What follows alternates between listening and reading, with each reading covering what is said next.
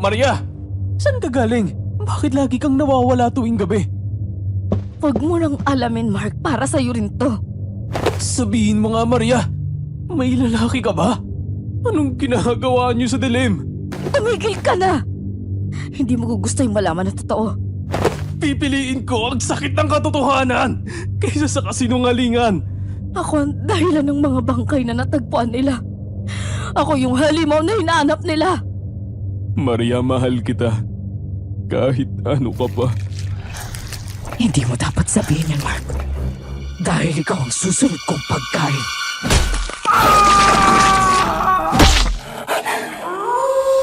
Follow us sa aming bagong channel na Aswang Confessions. Kita-kits, don't forget Aswang Confessions.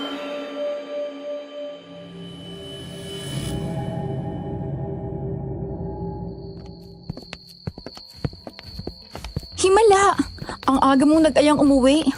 Kung ganito lang din sana, di sana hindi na lang tayo tumuloy sa sayawan. Sayang lang ang bihis ko. Ano ko ba? Alam mo namang may kumakalat na balita tungkol sa gumagalang aswang tuwing gabi. Sus! Hindi totoo yun, Fernando. Nagpapaniwala ka kasi sa mga chismis. Paano magkakaaswang sa panahon ngayon?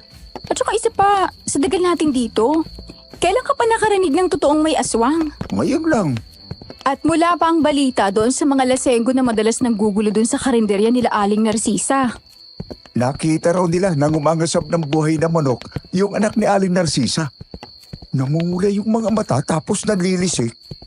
At hindi lang yun. Umaangil rin na parang aso. Seryoso? Naniniwala ka sa laseng? Alam mo namang galit na galit ang mga yun kapag hindi nakakautang kina Aling Narcisa. Panigurado naninira lang ang mga yun. O sige, paano mo ipaliliwanag yung nangyari kay Mang Tony? Yung mismo nagpapatotoo na aswang sila ni Aling Narcisa. Nakita siya sa may nyungkan na may kagat sa liig at puro kalmot ang katawan. Maraming kaaway ang lasenggong yun, Fernando. Sa araw-araw na nagwawala ang lalaking yun at nangungursunada, imposibleng walang mapikon doon. At saka huwag kang bintang ng bintang na wala kang matibay na ebidensya, ha? Mababait ang mag-inang Narcisa at Sara. Alam mo yan, dahil matagal na natin silang kilala. At ang totoo, magsisimula na ako sa karinderya nila sa sunod na araw.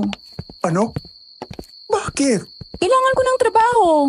Kailangan kong kumita para sa sarili ko.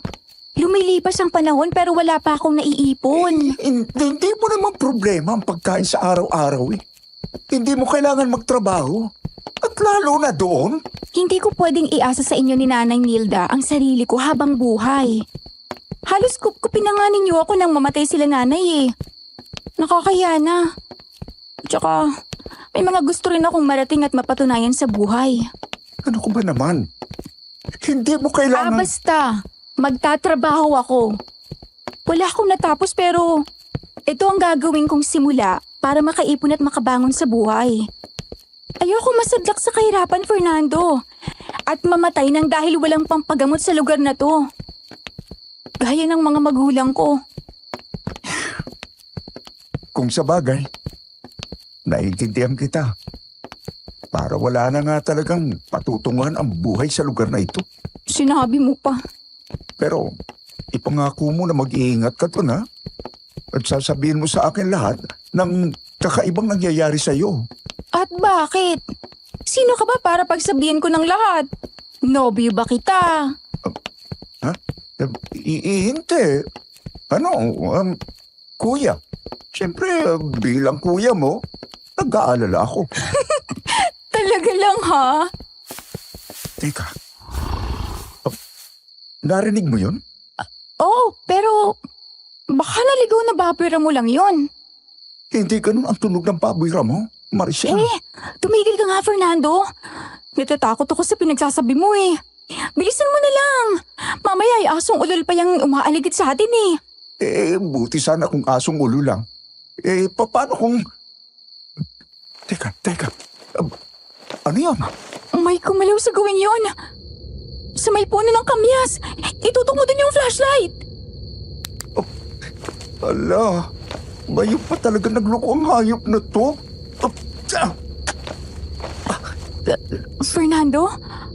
Aso ba yun? Yun o. Doon pa rin sa may puno ng kamyas. Oo. Pero, may ganyan ba kalaking aso? Halos kasing laki ko na yan. Ah, hindi aso yan, Marcia. Ha? Ano yan? Kailangan na natin tumakbo. Mamaya na ang mga tanong. Pero, ang natatakot ako, Fernando. Hindi ko Wala na tayong oras para matakot. Bilis!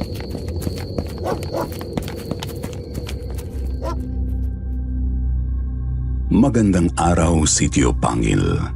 Ako nga pala si Fernando. Lumaki ako sa isang baryo dito sa lalawigan ng Leyte. May edad na ako ngayon at nagpatulong na lamang ako sa aking apo na nagbabantay sa akin dito sa ospital para maisulat ang kwentong ito.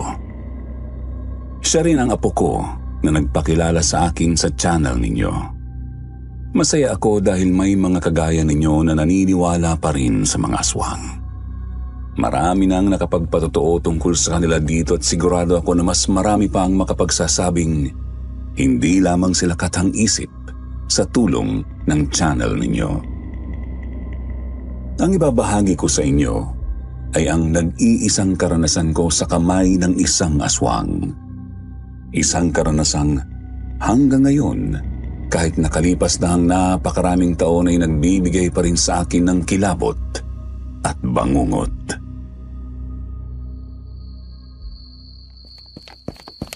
Oh, anong problema tumahangos kayong dalawa?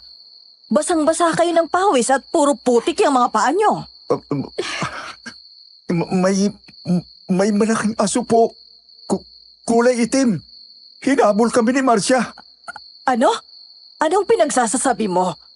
Mukhang naparami ang inom nyo doon sa sayawan ah. Totoo po. Ang laki. Tapos pulang-pula ang mga mata. O ay nasaan? Wala namang sumusunod sa inyo. Ay nako, malamang at baboy ramo lamang yung nakita nyo. Marami raw baboy ramo ngayon na gumagala. Hala sige na, magsilinis na kayo ng katawan nyo at pumanik na kayo dun sa bahay. Kung ano-anong pinagsasasabi ninyo. Hindi po kami nagsisinungaling, Nay. Totoo po ang sinasabi namin. Ay nako, sige na, sige na. Meron akong meron. Magtigil lang kayong dalawa. Pero Nay, baka biglang lumusog dito. Marcia, magsalita ka kaya. Hindi pa nakita mo rin yung dambuhan ng asong itim? Huminahon ka na, Fernando. Baka tama si Nanay Nilda. Masyadong madilim sa nadaanan natin. Baka baboy ramo nga lang yon o asong ligaw. O baka nila Mang Noli na nakawala na naman. Pero nakita mo rin ang nakita ko. Ikaw pa nga ang nagturo eh. Oo, pero baka nagkamali nga lang tayo. Gaya ng sinabi ko, masyadong madilim. Tapos eksaktong aswang pa yung pinag-uusapan natin bago natin nakita yon. Kaya siguro ganun. Pero... Ay nako, tama na yan. Lumalalim na ang gabi. Magsilinis kayo ng mga katawan nyo. Walang aswang, Fernando. Walang aswang sa lugar na ito. Hindi na ako sumagot pa sa sinabing iyon ng nanay. Pero sigurado ako sa nakita ko. At sigurado rin akong nakita ni Marcia ang malahalimaw na asong yun. Nakapagtataka lang na hindi siya sumang-ayon sa akin.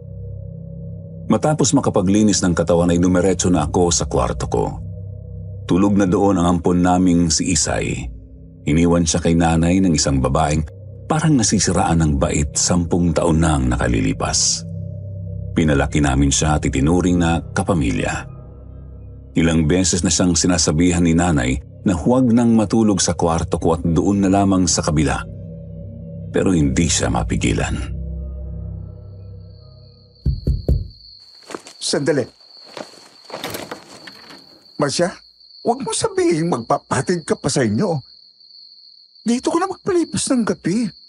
May silid ka naman dito ha. Oo.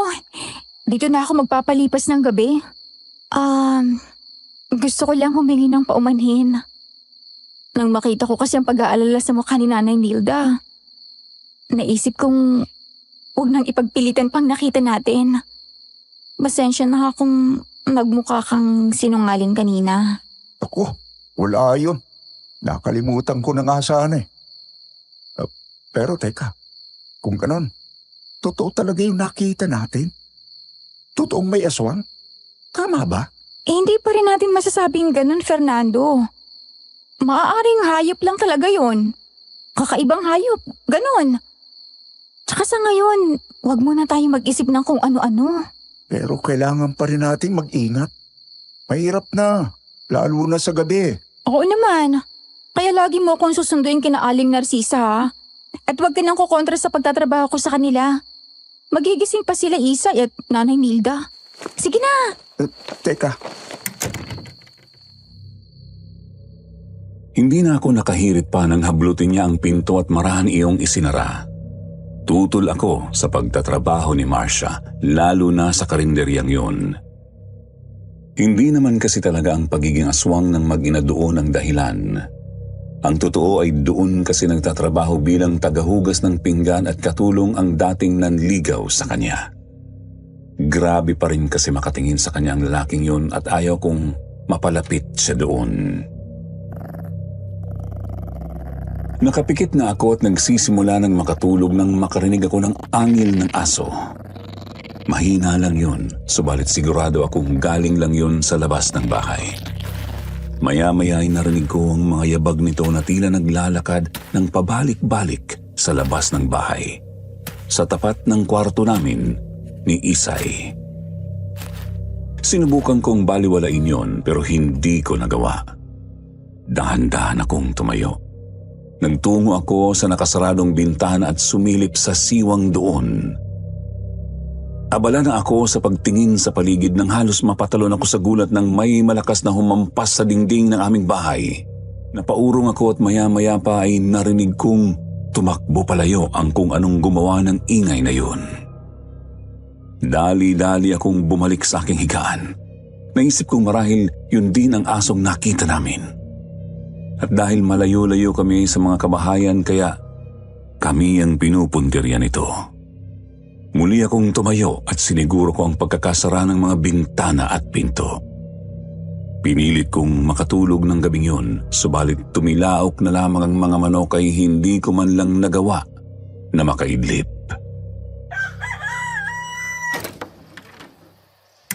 magandang umaga, Nay. Si Marcia ho, umalis na? Kanina pa. Papasikat pa lang yung araw nung umalis. Ano bang nangyari at tinanghali ka? Naunahan ka pa ni Isay. Marahil naroon na yun sa eskwela ngayon. Hindi ho kasi ako nakatulog ng maayos eh. Abay, bakit? Akala mo naman kung anong malalim ang iniisip mo para hindi ka makatulog sa gabi. Hindi ninyo narinig yung ingay kagabi?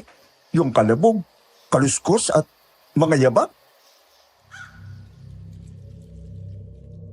Biglang tumigil si nanay sa kanyang ginagawa at nabalot ng katahimikan ng paligid. Napatingin ako sa kanya noon. Magsasalita na sana akong muli nang humarap siya sa akin at kaagad kong nabakas ang takot sa kanyang mukha. Marahil ay iyon ang ekspresyon na sinasabi sa akin ni Marcia na naging reaksyon ni nanay kagabi nang marinig ang tungkol sa malaking hayop na umabol sa amin. May problema ho ba? Ang totoo, noong dalaga ako, noong nagliligawan pa lamang kami ng tatay mo, may nabalita ang gumagalang aswang dito. Pero dahil sa mga kabataan kami noon, hindi kami naniwala. Hanggang isang gabi, ako mismo ang hinabol ng aswang na yon. Totoo ho? Kung gayon, bakit ngayon lang po ninyo sinabi sa akin yan? Kahit si tatay noong nabubuhay pa, walang nabanggit tungkol dyan. At kung naranasan na ninyo, bakit hindi kayo naniwala kagabi? Dahil ayoko nang maalala ang tagpong yon, Fernando. Nang dahil sa insidenteng yon, isang buwan akong hindi lumabas ng aking kwarto. Konting kaluskos lamang nagsisisigaw na ako sa takot. Kaya napagkasunduan ng aking pamilya kasama ng tatay mo na wag nang pag-usapan ang pangyayaring yon kahit anong tungkol sa aswang. At sa tagal na noon, marahil ay nakalimutan na rin yon ng mga taga-baryo. Oo, pasensya na po, Nay. Hindi ko po alam na gano'n. Pero Hindi po ako nagsisinungaling kagabi. Alam ko, ipinilit ko lang na hindi totoo ang nakita ninyo. Dahil natatakot ako. Patawad po, Nay. Hayaan mo na yon. Pero, Nay, kung hindi niyo mamasamain, ano pong nangyari? Nahuli po ba ang aswang na yon? Pasensya na po. Kalimutan na po ninyo ang naitanong pong yon. Wala po ngayon.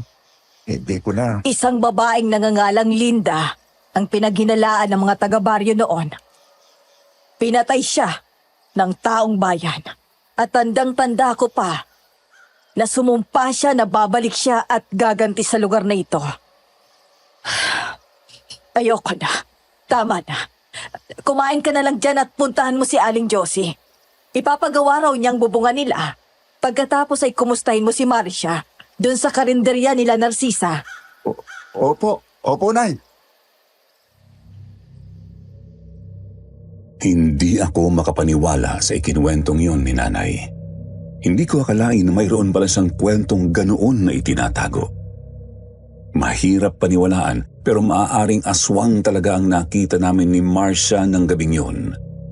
Maaaring ang asong yun ay ang aswang na sumumpang gaganti sa aming lugar. Yun ang naisip ko ng mga oras na yun, Sir Jupiter. At nang dahil sa kwentong iyon ay mas lumalim ang pagnanais ko na alamin kung ano talaga ang nangyari noon. Kilala ako sa baryo bilang isang mahusay sa pagkukumpuni ng kahit ano.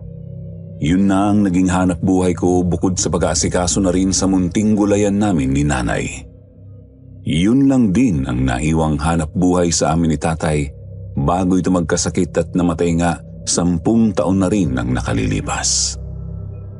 Simple lang ang pamumuhay namin noon, ngunit kahit ganoon, napakasaya namin. Fernando? Napaaga ka yata ah. Hindi, Narito ko para kumain. Tanghalian na kayo. Fernando? Abay, at lalo ka yatang gumagwapo. Ano bang sikreto mo? Itong si Marcia ba? Oh? Nako, nahiya ka pa. Hindi pa ba kayo magnobyo? Marcia, kayo na ba nitong si Fernando? Naku po, nagkakamali kayo, Aling Narcisa. Parang magkapatid na ho kami niyang si Fernando. Totoo po yun. Nako, itong dalawang ito, bahala nga kayo. Ang mga kilos naman ninyong magsasabi ng mga nararamdaman ninyo eh. Naku, Aling Narcisa, nagkakamali po talaga kayo. Si Sarah po, kadalasan kapag ganitong oras, abala na siya nakikipagtawanan sa mga kumakain dito. Ay nako, yun at may sakit. Hindi makabangon. Ilang araw na rin, kaya nga naghanap ako ng ibang makakatulong dito. Mabuti na lang at kaagad na nagsabi itong si Marcia na kailangan niya ng trabaho. Anong sakit? Yung babaeng yon? Magkakasakit? Parang malabo ha. Basta, mahirap ipaliwanag. Oh, Fernando! Naligaw ka ata. Huwag kang mag-alala. Ako nang bahala dito kay Marcia. Wala kang dapat ikabahala. Mas nag-aalala nga ako narito ka at kasama ka niya. Ay naku, nakasimangot ka na dyan. Kakain ka ba? Oo, sana. Kaso, gusto ko. Kasabay ka. Hindi pwede. Kita mo nang maraming kumakain oh. Narito ako para magtrabaho. Nako, sige na. Kumain na kayo. Kanina ka pa nagtatrabaho, Marcia. Kaherang trabaho mo rito at hindi mo tsatsano. O siya, sige na. Sabayan mo na si Fernando. Ako na munang bahala dito. Sige na. Talaga ho? Ayos lang? Oo naman. O siya, sige na. Maraming salamat po. Pagkapili ko ng ulam ay kaagad kaming pumwesto ni Marcia sa may sulok ng karinderya. Simple lamang ang karinderya nila Aling Narcisa. Gawa sa kawayan ng mga dingding nito at pinagtagpi-tagping yero at trapal lamang ang bubong. Katabi ito ng maliit na kalsada at sa likuran nito hindi kalayuan mula doon ay ang mismong bahay nila. Masarap ang mga ulam na tingnan nila kaya bukod sa maganda ang pwesto, talagang binabalikan sila ang mga malapit doon. Habang kumakain ay normal na nagkwekwentuhan kami ni Marcia.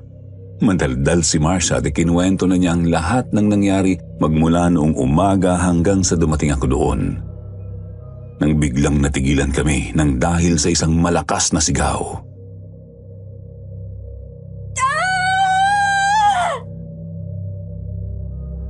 Tumigil rin bigla sa pagkain ng lahat. Nagkatinginan at saka nagkatanungan kung sino yon at kung saan yun galing. Kakaiba talaga kasi ang sigaw na yun, parang sigaw ng kinakatay. Pero sigurado akong galing yun sa gawi kung saan naroon ang bahay ni Aling Narcisa. Napatingin ako sa kanya at kaagad napansin ang kanyang pagkabigla. Namutla siya at nagmadali sa kanyang ginagawa. Sandro, iwan mo muna yung mga hugasin at pumwesto ka muna rito. Sige po. Si Sarah yun. Ano? Palagay ko rin. Ano bang nangyari doon? Hindi ko alam. Pero kaninang umaga, bago ako nagsimula, mahigpit na ibinilin sa akin ni Aling Narcisa na wag raw kaming basta papasok sa bahay nila. Magsabi raw ako kung may kailangan kami at siya na ang kukuha sa loob ng bahay. Hindi naman dating ganon. Dati ako pa ang mismong naglalabas ng mga karne na niluluto mula sa loob. Dati rin, sa loob kami naghihiwa ng mga rekados. Pero ngayon, dito na lahat ginagawa sa labas. Mga 2 linggo na rin ang nakalipas na magsimulang ganon. At sinong nagsabing pwede kang bigla na lamang sumupot sa usapan? Fernando, ano ka ba? Masyado ka naman, Fernando. Kung umasta ka, parang sinaktan ko itong si Marcia. Niligawan ko lang naman siya noon. Nidulo ng buhok nga niya, hindi ko nahawakan eh. Kahit na, hindi mo na alam na natatakot siya nang dahil sa kasusunod mo. Fernando, tama na. Napag-usapan na namin to ni Sandro at umingi na siya ng tawad. Ayos na. Kita mo na, si Marcia nga napatawad na ako. Pero ikaw, talo mo pa yung natakot. Huwag kang mag-alala, Fernando. May kasintahan na ako ngayon. Hindi na ako interesado kay Marcia. Pero may ipapayo ako sa'yo.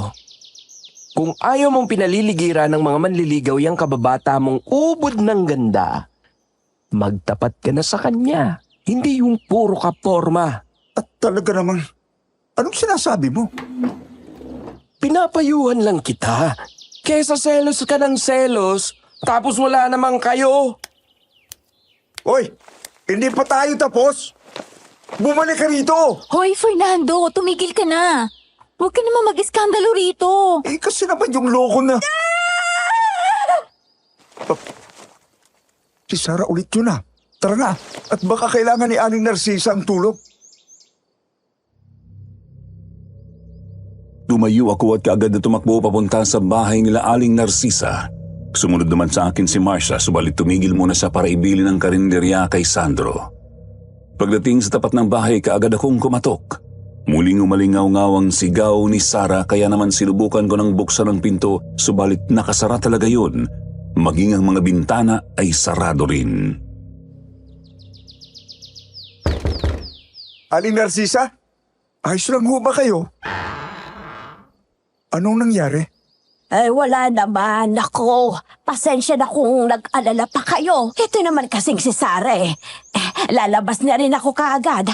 Aasikasuhin ko lang itong isa rito. Ano ho bang problema? Baka may maitutulong kami. O baka kailangan na po natin siyang dalhin sa ospital. Ay, hindi na. Salamat. Hintayin na lamang ninyo ako. Sumakit daw kasi ng husto yung ulo niya, kaya nagsisigaw. Ay, napainom ko naman na ng gamot, kaya medyo kumalma na. Sige po, narito lang po ako sa labas. Kung kailangan ninyo ng tulong. Sige, salamat sa inyo, Fernando. Marahan na isinara ni Aling Narcisa ang bahagyang nakabukas na pinto. Halos kalahati lamang ng mukha niya ang nakita namin ng tagpong yun. Subalit bago niya tuluyang maisra ang pinto ay napansin ko ang kanyang kamay. May bahid iyon ng dugo. Pipigilan ko pa sana ang pagsara niya ng pinto, ngunit hinila na ako ni Marcia. Nakita mo yung kamay niya? Duguan? Pero sinabi niya na walang problema, hindi ba? Kaya huwag na tayong makialam. Tapusin na natin ang pagkain at marami pa kaming trabaho. Sige. Bumalik kami sa pagkain, subalit wala na ang aking gana. Hindi maalis sa isipan ko ang dugo ang kamay ni Aling Narcisa at ang malalakas na sigaw ni Sarah. Matagal na namin siyang kilala at ni minsan ay walang bahid ang pangalan ng pamilya nila. Maliban sa pag-iwan sa kanila ng kanyang asawa noon, kilala rin namin si Sarah. Mas bata siya sa amin ni Marcia pero kalaro namin siya noon. Mabait si Sarah, masayahin at punong-puno ng sigla. Halos lahat ng tao sa baryo ay kaibigan niya. Kaya hindi ko maintindihan kung bakit pakiramdam ko ay may maling nangyayari sa kanila. Lumipas ang oras, hindi na ako umuwi at hinintay ko na si Marcia. Hapon na nang lumabas si Aling Narcisa. Bagong ligo ito at nakangiti. Aling Narcisa, kumusta na po si Sarah? Ayos na. Nakatulog na. Ano ba talaga nangyari sa kanya? Hindi ko kaya kailangan na siyang dalhin sa ospital? Hindi ba't sinabi ko na sa inyo na ayos na? Hindi niya kailangan ng ospital. Gagaling siya rito. Pasensya na po, Aling Narcisa. Patawad po kung... Hindi. Pasensya na rin, Fernando. Hindi ko gustong pagtaasan ka ng boses. Pagod lang siguro ako. Marcia, Sandro, magligpit na tayo. Maaga ho tayo magsasara. May mga ulam pa po tayo. Baka masayang kung magsasara na ho tayo kaagad. Iuwi na lamang ninyo ang mga maaari ninyong iuwi. Kailangan ko pa kasing alagaan si Sarah. Hindi ko naman ito maaasikaso. Kung gusto po ninyo, ako na lamang po magbabantay. Ibibigay ko na lamang po ang kita sa inyo mamaya. Ano ba? Bakit ba ang titigas ng mga ulo ninyo? Ano bang hindi malinaw sa sinabi ko, ha? Magsasara tayo ng maaga, tapos! Opo, patawad po. Yun ang unang beses na nakita ko si Aling Narcisa na galit na galit. Nanlilisik ang mga mata nito at nanginginig ang mga labi. Padabog itong nagligpit ng mga gamit. Naiilang man ay minabuti ko na lamang na tumulong. Ibinalot namin ang mga ulam at si Sandro naman na ang nag-asikaso ng mga hugasin. Matapos ang pagliligpit at paglilinis ay umalis na kami ni Marcia. Naiwan naman doon si Sandro na tinatapos pa ang mga hugasin. Tahimik ka. Iniisip mo pa rin ba yung pagsigaw ni Aling Narcisa sa'yo? Oo eh. Pero, kasalanan ko rin naman. Medyo pakialamera din kasi ako. Huwag mo nang isipin yon. Makapagod lang din yon. At maraming iniisip. May kasalanan rin naman ako.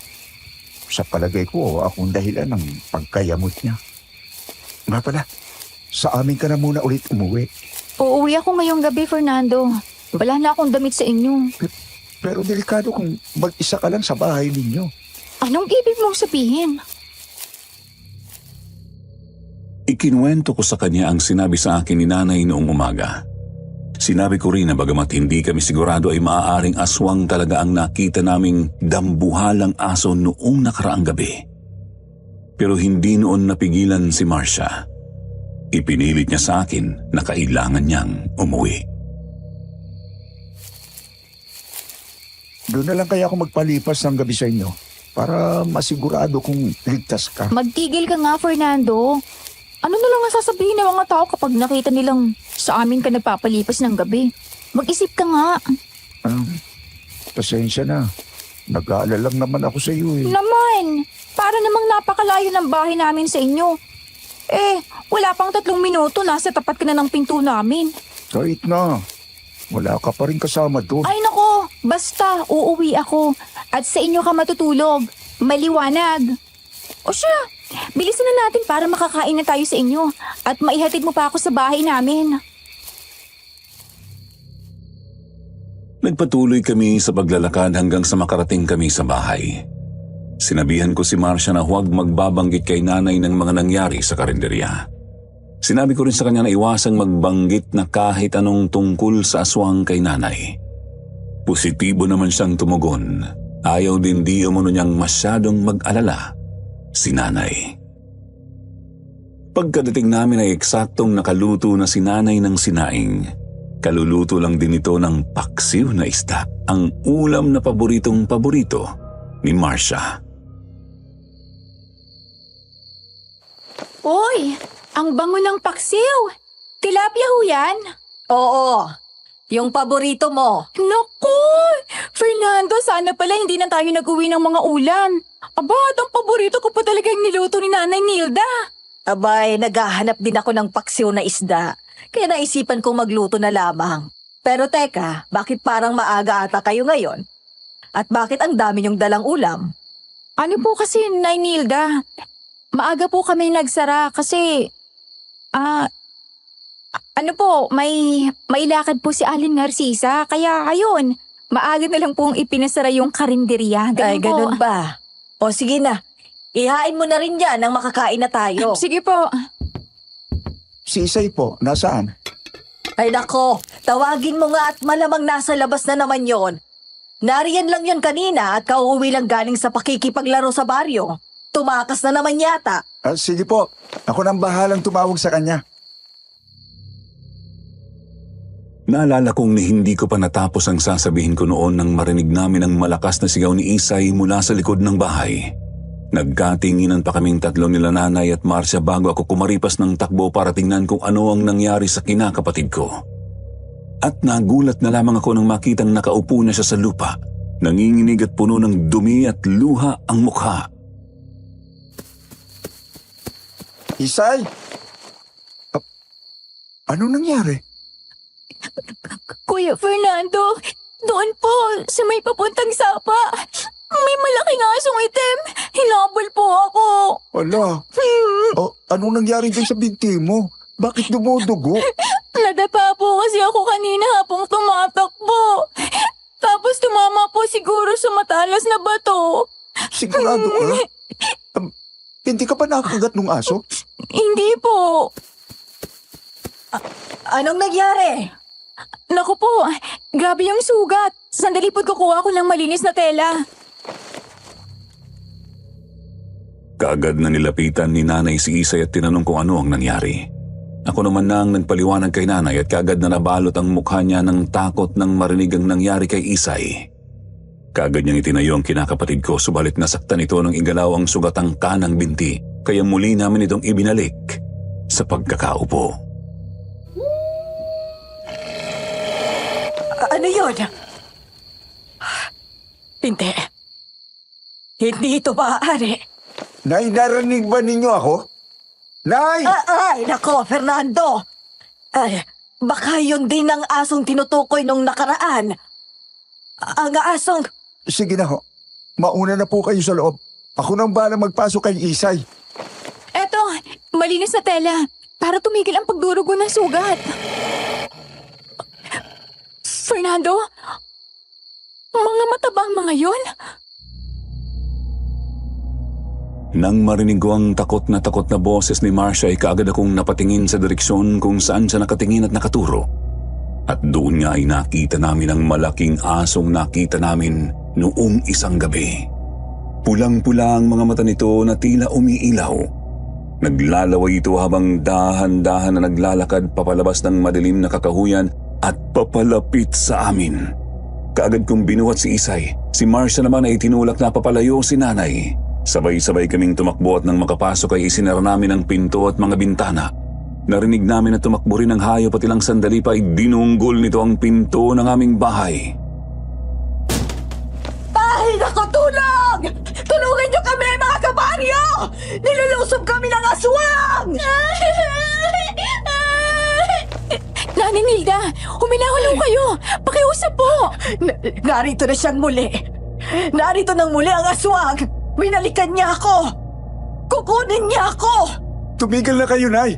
Hindi niya kayo makukuha. Hindi ko ahayaan na makuha niya kayo. Subukan niyang pumasok at hindi ako magdadalawang isip na magtatatagayin siya. Tumakbo ako papuntang kusina at kinuha ko ang isang itak. Bagong hasa yun palagi at kahit anong tamaan noon ay siguradong mapuputol. Muling binunggol ng nagwawalang hayop sa labas ang pintuan namin. Lalong naghumiyaw sa takot si nanay at si Isay naman ay naihina lamang sa takot. Buong akala ko rin noon ay mabubuwal ang pinto. Ang totoo, nakaramdam na rin ako ng takot noon. Pero alam kong ako lang ang maaasahan ng magkasama ko doon at kung magpapadala ako sa takot, siguradong mamamatay kaming lahat. Sumalit sa gitna ng komosyon, bigla na lamang tumigil ang halimaw sa pagbangga sa aming pinto. Kasunod noon ay ang pagsitsit ng isang babae. Naririnig pa rin namin ang mababang pag-ungol ng aso, subalit papalayo na yon.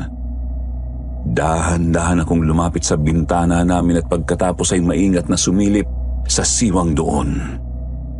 Tuluyan ng dumilim, kaya wala akong masyadong maaninag.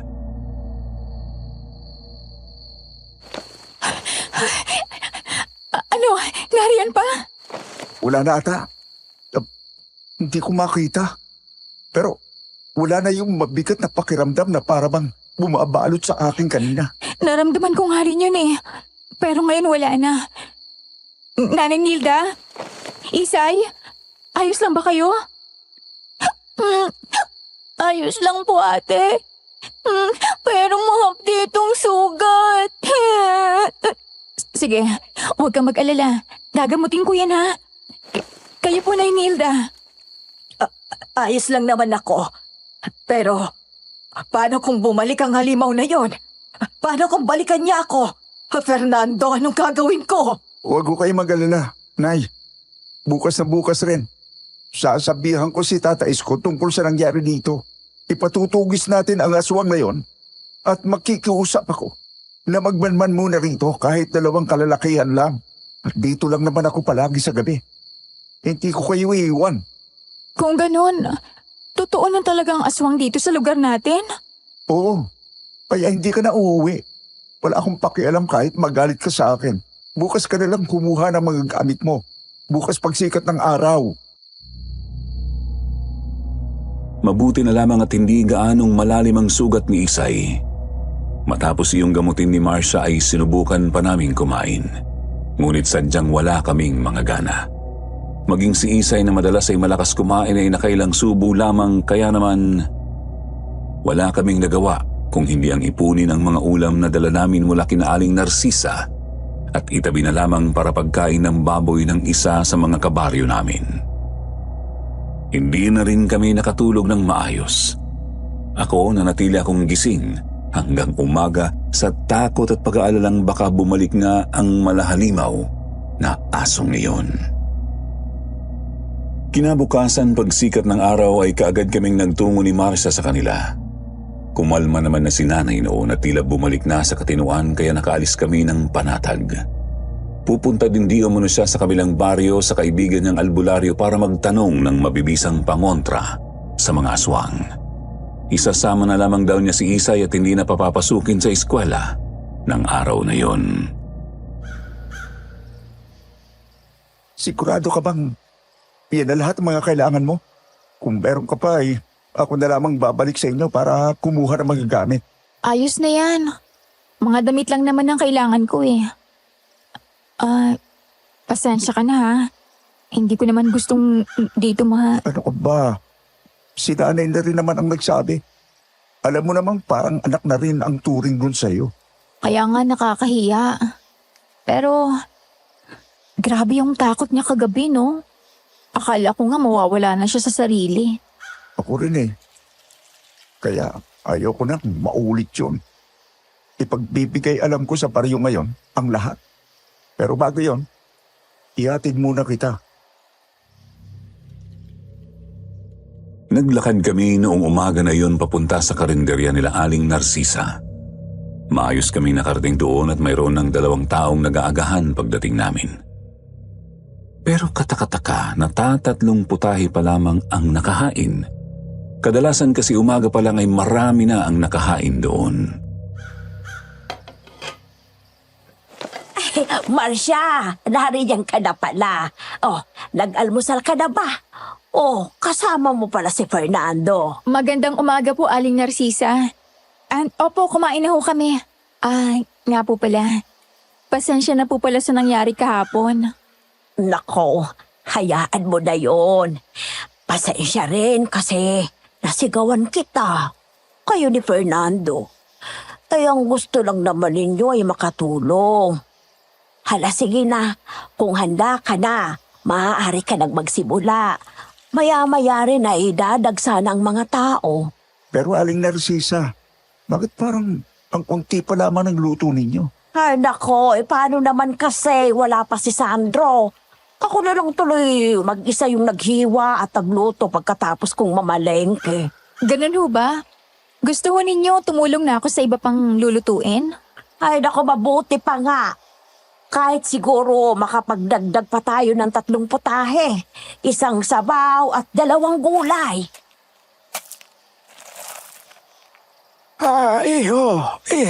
Nariyan ba si Sandro? Oh, Mang-imo. Wala ho ba sa inyo? Wala ho kasi rito eh. Hindi pa nagpapakita.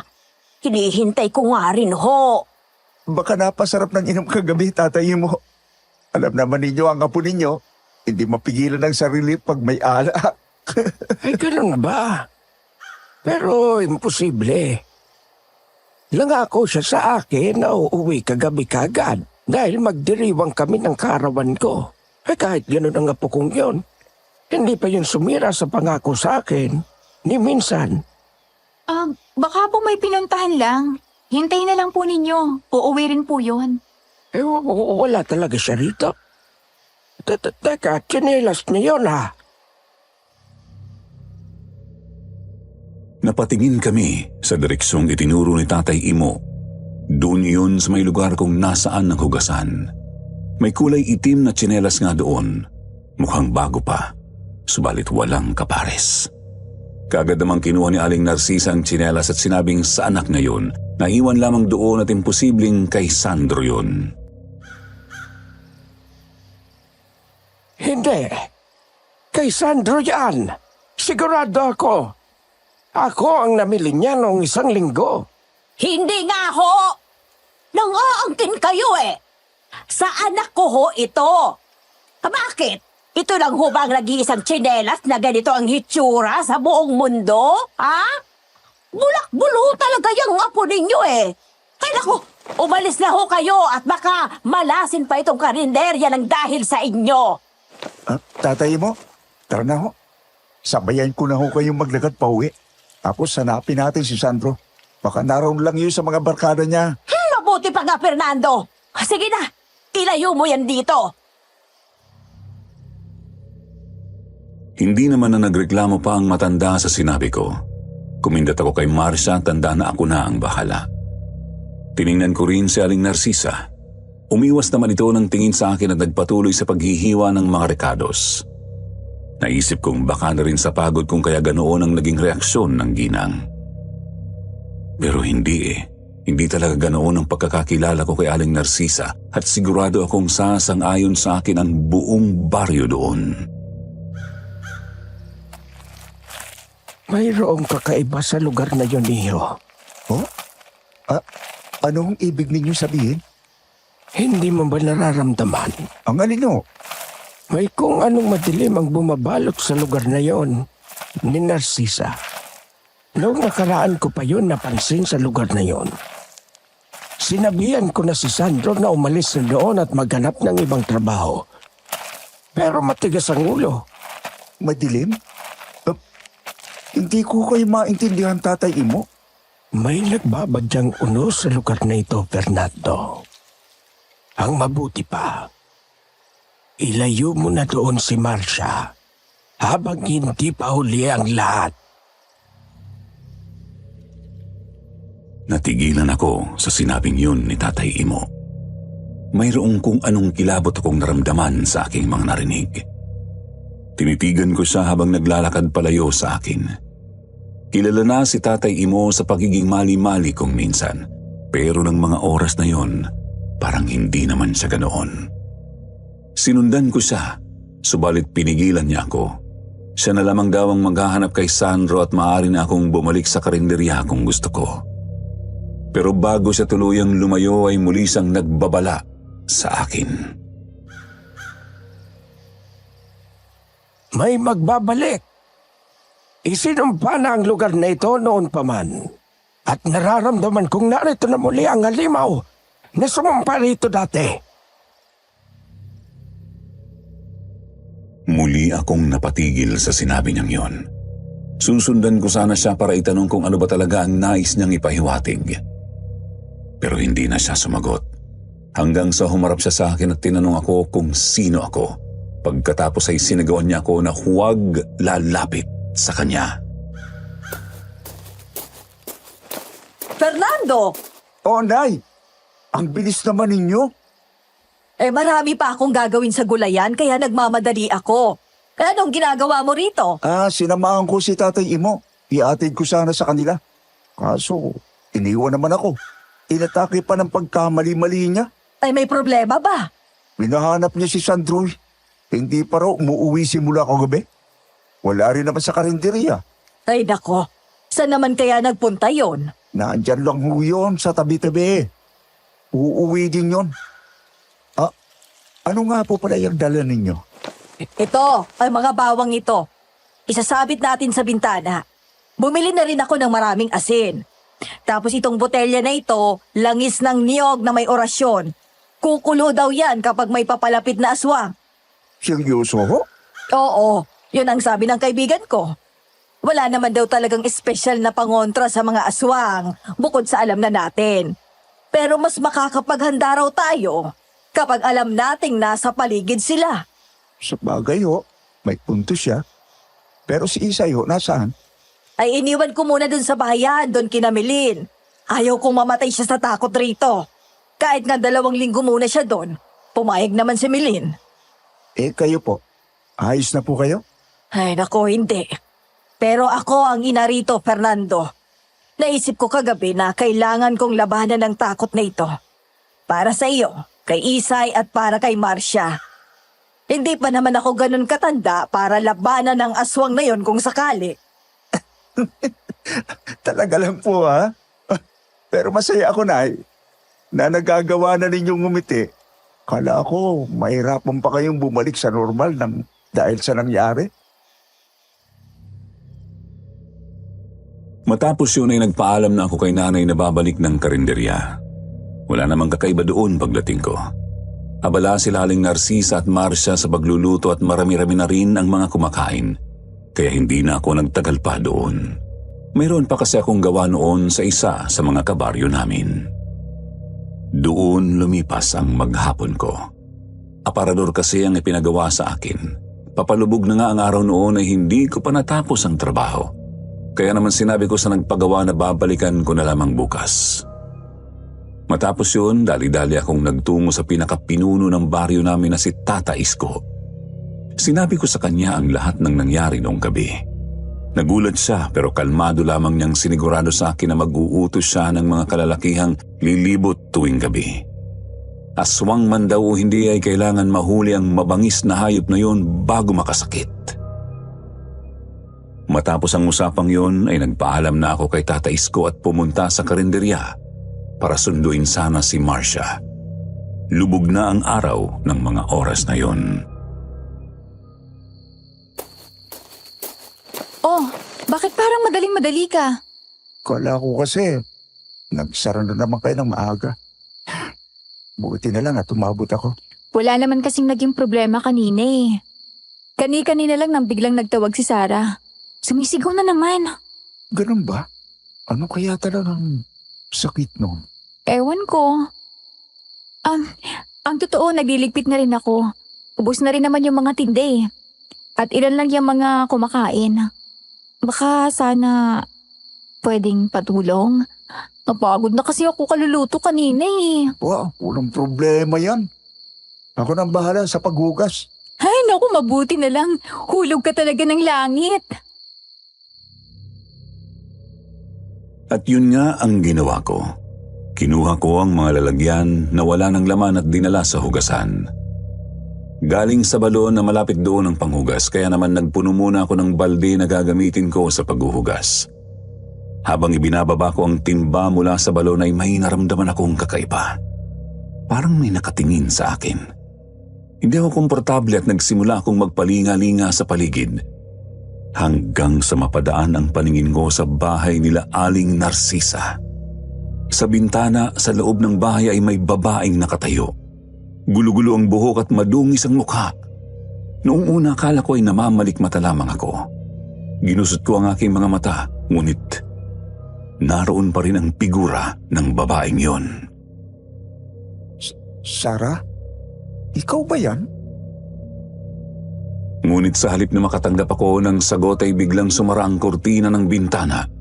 Hindi ko na nakita kung sino ang nagsara. Pero malamang na si Aling Narcisa yun at sigurado akong si Sarah ang aking nakita. Subalit ang hindi ko maintindihan noon ay kung bakit ganoon ang hitsura niya. Fernando, ano na? Akala ko nahulog ka na dyan sa balon. Ang tagal mo. Oo, nariyan na. Nagmadali ako sa pag-iigib. Pagkatapos ay bumalik ako sa hugasan at nagsimula ng magtrabaho. Nang lumapit sa akin si Marcia ay kaagad kong sinabi sa kanya ang aking nakita.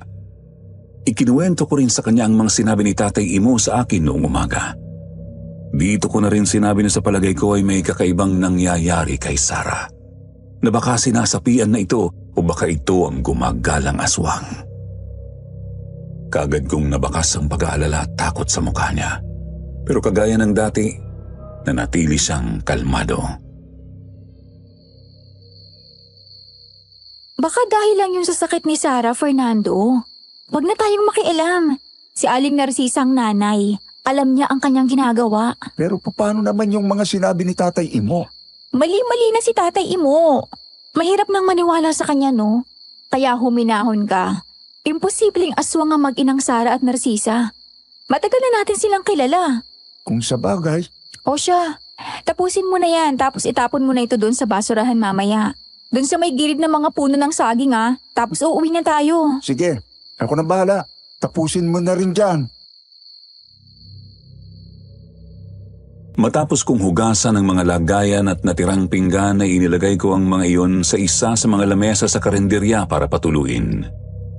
Kinuha ko naman ang basura at flashlight matapos yun at dinala yun sa sinabing lugar ni Marcia. Malapit lang yun sa balon at kaagad kong natanawang tambak ng basura doon. Inaayos ko ang pagkakalagay ng basura nang may mapansin akong malaking balde sa likod ng puno ng saging. Kulay itim yun, may takip na yero at pinaliligiran ng mga insekto. May mga uod din na gumagapang sa paligid noon. Nilapitan ko yun at noon ko lamang nasamyo ang masangsang na amoy na nanggagaling doon. Nasa tabi rin noon ang kaparis ng tsinelas na nakita namin ng umaga sa may hugasan. Ang tsinelas na sinabi ni Tatay Imo na pagmamay-ari ni Sandro. Bigla akong kinutuban ng masama. Sandali akong napatitig sa balde. Sinipa ko yun para mapaikot. Mabigat yun at puno. May bahid rin ng dugo ang kabilang parte nito at may kulay pulang tela. Itinapat ko doon ang flashlight at tinitigan ko iyon ng maigi at naalala kong pula ang suot ni Sandro nang huli namin siyang makita. Dahan-dahan kong iniangat ang yerong nakatakip doon at napangiwi ako nang makita ang loob noon. Puno iyon ng mga pinaghiwa-hiwang laman na namumutla na. Kumuha ko ng putol na sanga, itinutok ko mali doon ang dala kong flashlight at tiningnan ang loob noon. Hindi ko alam kung bakit pero masama talaga ang kutob ko. Hanggang sa makakita ko ng bagay na ikinabaliktad ng sikmura ko.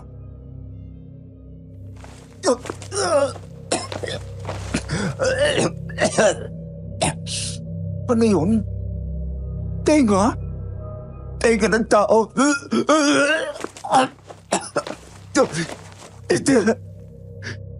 Hindi ito kay Sandro.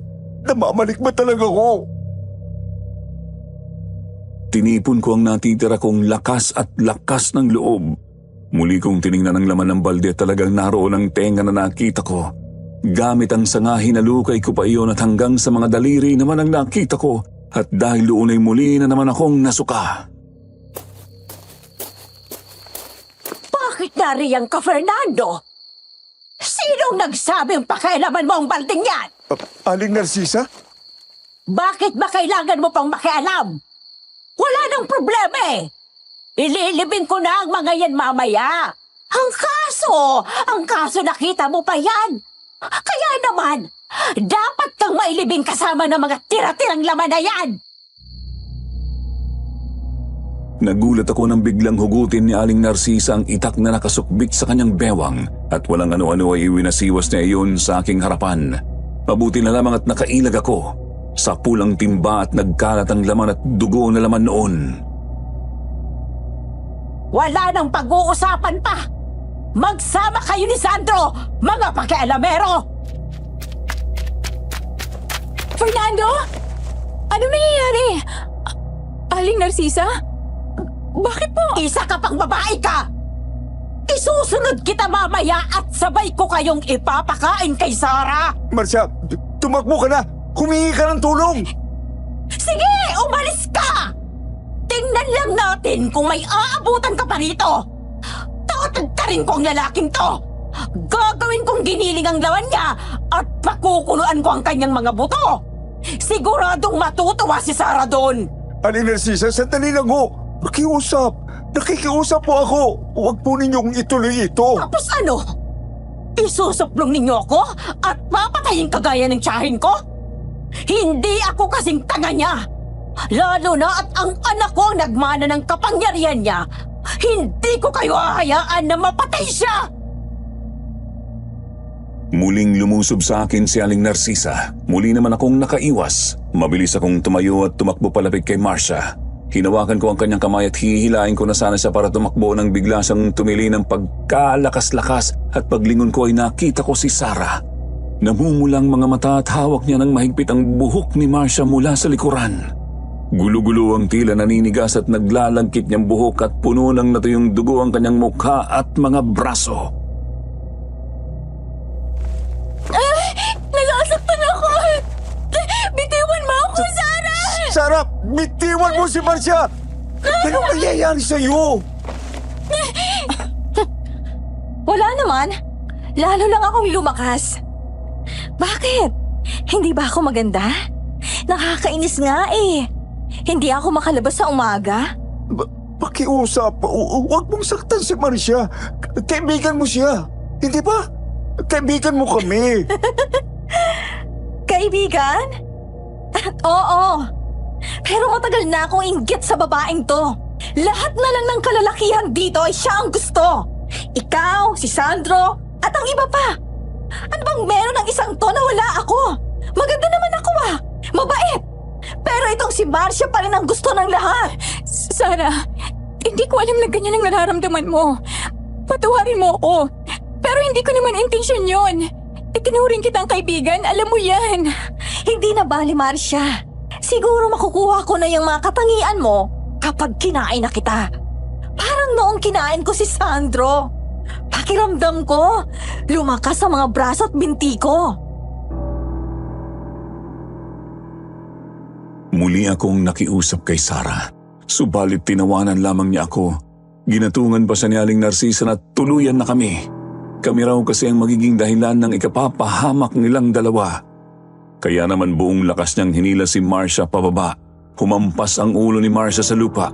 Napasigaw ako nang makita iyon at napuno ako ng galit.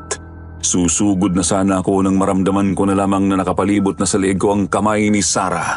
Sinubukan kong pumalag. Sinipa ako siya, sinuntok pero hindi sa tinablan. Sumigaw ako tumingin ng tulong pero walang nakarinig sa paghingi ko ng saklolo.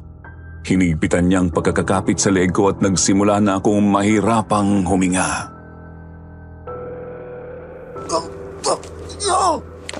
Siguro naman, mga isang linggo ka lang hindi magwawala niyan, Sarah. Busog ka na sa dalawang yan. Marami nang nakakakita sa inyong aso mo.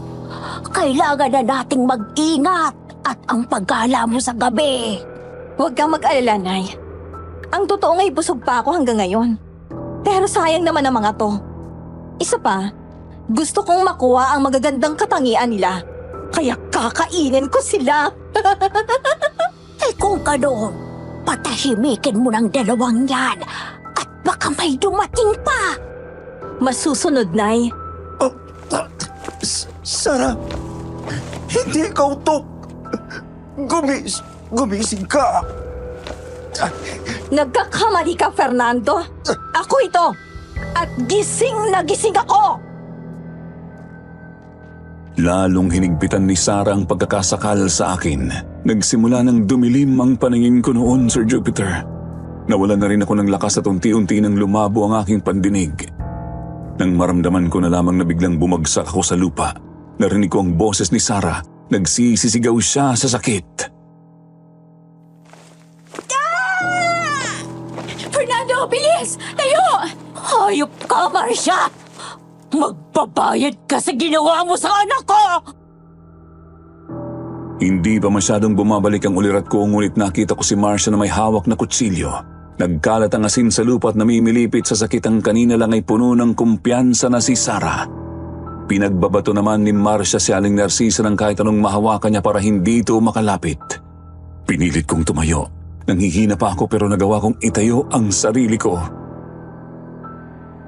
Marcia, tara na! Tumakbo na tayo! Ito, ibulsa mo. Magagamit natin yan mamaya kung sakali.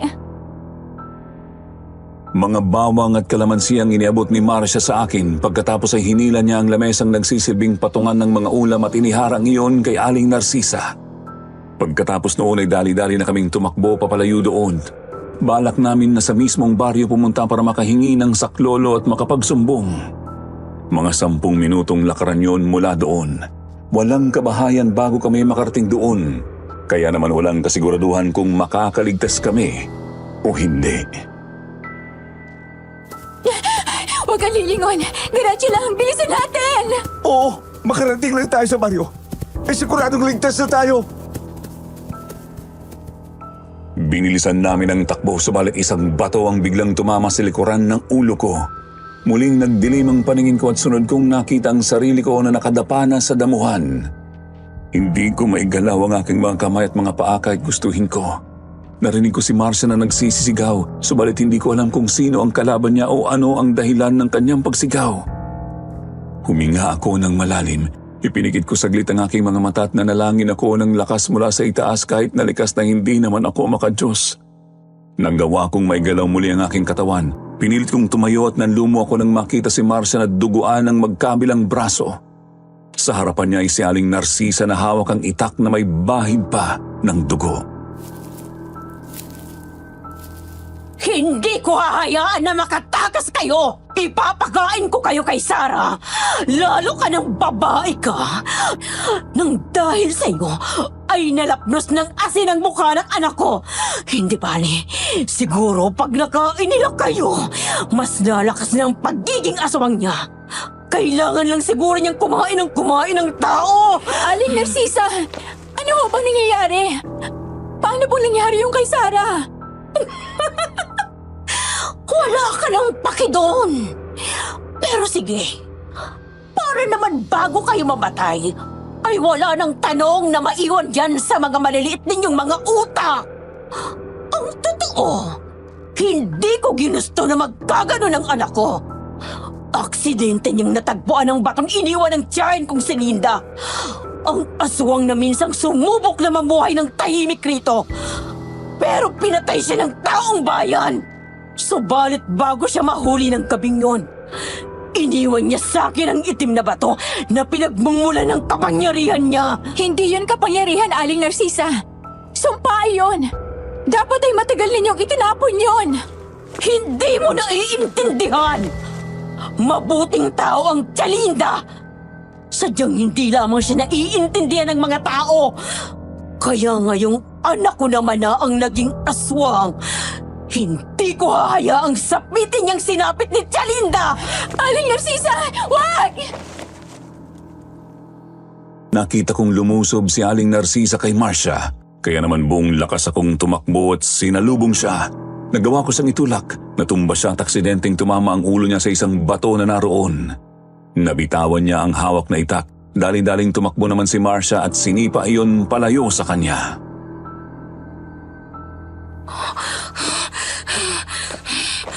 Sabihin ninyo, si Sandro po ba talaga ang laman ng balde na yun? Ha? Aling Narcisa? Oo! Kagaya ninyo, naging mausisa rin siya. Palihim siyang pumasok sa bahay at nakita siya ni Sarah. Nagsisigaw siya at nagbanta na ipapapatay kami sa mga taga-baryo. Kaya wala na akong nagawa kung hindi ang patayin siya. Pero bakit kailangan pa po ninyo siyang pagpirapirasuhin na parang karne? Nang hindi maubos ni Sarah ang hilaw niyang karne, hindi ko alam kung paano itatago ang bangkay niya. Kaya kinatay ko ang natira sa bangkay niya. Ang totoo, tira-tira na lang talagang nakita mo dahil... Huwag po ninyong sabihin. Oo, Marcia! Isinahog ko ang ilan sa karne niya sa gulay. Sinabawan ko ang iba at inadobo ko ang bandang hita niya. Ang itinindi natin ngayong araw. Nang marinig yon ay nagsimulang magsuka si Marcia. Galing din naman kasi sa karinderya ang kinain niya maghapon at wala siyang kaalam-alam na karne na pala ng tao ang nakain niya. Masisisi ba ninyo ako bilang isang ina? Nais ko lang namang protektahan ang aking anak. Pero mali pong paraan. Ang dapat ipagamot si Sarah, dali sa panggagamot. Tapos ano? Isang gabi, pupuntahan kami ng taong bayan para patayin? Hindi na. Marcia, si Sarah, bilis! Halika rito! Sarah, anak! Bakit ka pa pumunta rito? Ako nang bahala sa mga ito. Bumalik ka na sa bahay! Hintayin mo na lamang ako doon! Mabuti nang nakakasiguro, Nay. Baka tuluyan ka ng dalawang to. Alam mo naman ang utak ng mga tao. Sasagot na sana ako nang makarinig kami ng boses ng mga kalalakihan sa hindi kalayuan. Mula ito sa direksyon kung nasaan ang baryo at nakakita kami ng mga ilaw na paparating. Ilang sandali pa ay narinig na naming tinatawag nila ang pangalan ni Sandro. Mga peste! Ngayon, papatayin ko na kayo bago pa makarating dito ang mga kalalakihang yon! Sige! Tapusin mo ng dalawang yan na walang maiwan na saksi! Dali! Mga kasama, nandoon sila. Si Narcisa at ang anak ng aswang. Nakita na ninyo. Tama ako. Tulungan natin yung bibiktimahin nila. Anak! Nakikilala nila tayo! Masama ito! Tayo na tumalis! Pero Nay, paanong dalawang to? Mas mahalagang kaligtasan mo! Tara na! Kayong dalawa, hindi ba tayo tapos? Magtutuos tayo! Aling Narcisa, makinig ho kayo. Ipagamot ho ninyo si Sarah. Pakiusap. Kung ayaw po ninyong maulit ang nangyari noon, yun po ang dapat ninyong gawin. Ako ang ina! Alam ko ang makabubuti sa amin! Ang mabuti pa, ang mga sarili ninyo ang alalahanin ninyo! Bilisan ninyo mga kasama. Tatakas na sila. Nay, bilis! Nariyan na sila! Oo, nariyan na! Tandaan ninyo, hindi pa nagaganap ang sumpa sa baryong ito! Magaganap pa lang yun! Hayon, habulin ninyo. Sinasabi ko na nga ba at may mali na sa mag-inang yon. Fernando, ayos lamang ba kayo? Ako po, ayos lang po. Tinabahan ako ng bato sa ulo. May kalos pero ayos lang po ako. Ngunit si Marcia po, may sugat sa mga braso. Mukhang hindi naman ganun kalalim ang mga sugat. Pero kailangan niyang malinis kagad. Tatay mo. Si Sandro po. Ay, anong nangyari kay Sandro? Huwag ninyong sabihin. Nabiktima po siya ng mag-ina. Wala na po si Sandro, tatay mo. Ano? Sinasabi ko na nga ba? Nasaan na siya? Si Sandro! Nasaan ang katawan niya? Tatay mo, patawad po pero kinatay nila si Sandro at iniluto ang ilang parte ng kanyang katawan. May natira pa po na ano sa may basurahan. Sa may sagingan doon kina Aling Narcisa. Patawad po, tatay mo. Patawad po. Wala kami nagawa. Mga demonyo ang mga yon. Hindi na sila naawa sa abo ko. Magbabayad sila. Kaya na ba ninyong umuwi? Opo, iatid ko na lamang po si Marcia. Tapos, balik na po ako para tulungan kayo. Hindi na, iho. Huwag mong pag-alalahanin ang nanay mo. Ako nang bahala rito. Sa dami namin, imposibleng maubos kami ng mga hayop na yon. Sige na, para malinis na rin ang mga sugat ni Marcia. Yun nga ang aming ginawa. Nahihilo man at masakit na ang katawan ay pinilit naming umuwi. Nataranta naman si nanay nang makita kaming papalapit ng bahay. Sinalubong niya kami at kinuha niya sa akin si Marcia. Kaagad niya itong iniupo at inutusan akong mag-init ng tubig. Ginawa ko naman yun. Kumuha rin ako ng tela para pamunas sa mga sugat ni Marcia. Nang kumulo ang tubig ay ginamot na ni nanay ang mga sugat ng aking kaibigan. Walang naging problema doon at pagkatapos ay ako naman ang inasikaso ni nanay. May bukol sa likod ng ulo ko pero bukod doon ay wala namang ibang problema. Salamat, Marcia. Kung hindi dahil siguro sa tapang mo, wala na ako ngayon. Mukha ginawa na akong kiluoy na mag-inang yun. Iniligtas mo rin naman ako Bawing-bawi ka na. Naisip ko, ang ganda pala nating magkapareha, no? Ha? Alam kong hindi ito magandang pagkakataon pero... Fernando? Kapatid lang ba talagang tingin mo sa akin? Ano? Bakit mo na itanong yan? Kasi... Sa nangyari sa atin, naisip ko na... Napakaikli pala ng buhay. Maswerte lang siguro na nakaligtas tayo ngayon. At natatakot ako na baka hindi ko masabi sa'yo na matagal na kitang mahal, Fernando. Ha? Ayos lang naman kung ayaw mo sa akin. Naiintindihan ko. Ang gusto ko lang ay malaman mo ang nararamdaman ko. Para wala akong pagsisiyan sa uli. Balikan man ako ni Sarah, nasabi ko naman na sa'yo ang tunay kong nararamdaman.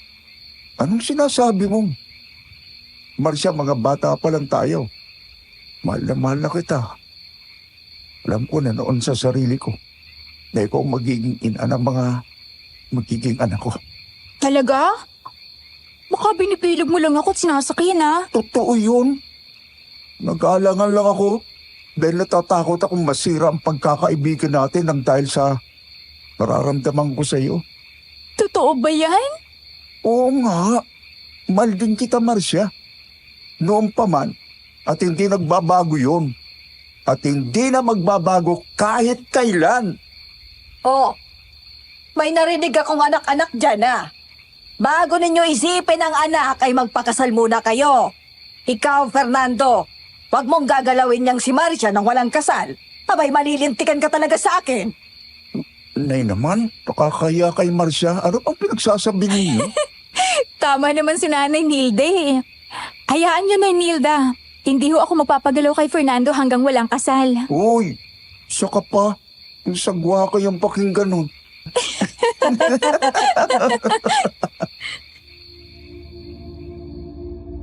Napuno ng tawanan ng bahay namin ng mga oras na yon. Ngunit naputol yun nang biglang magtanong si nanay ng detalye sa mga nangyari. Ikinuwento naman namin sa kanya ni Marcia ang lahat. Bumagsak ang balikat at napasandal sa upuan si nanay nang marinig ang buong kwento. Nalungkot siya para kay Sandro, subalit nabalot rin siya ng takot para sa amin at sa aming baryo. Sana ay mahuli na sila. Alam kong mali na hilingin ang kapahamakan nila. Pero para sa ating kaligtasan at sa kaligtasan ng mga kababaryo natin, ay dapat silang mahuli. Sa tagal kong kilala si Narcisa, ay di minsan hindi sumagi sa isip ko na kamag-anak nila ang Linda na yon. Kami rin ho nabigla. Oo, lalo na at kaibigan din naman namin si Sarah.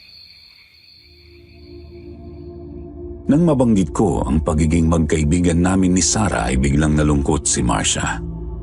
Naalala niya marahil ang mga sinabi nito sa kanya. Hindi na ako kumipo. Tumayo na lamang ako at naghanda ng makakain.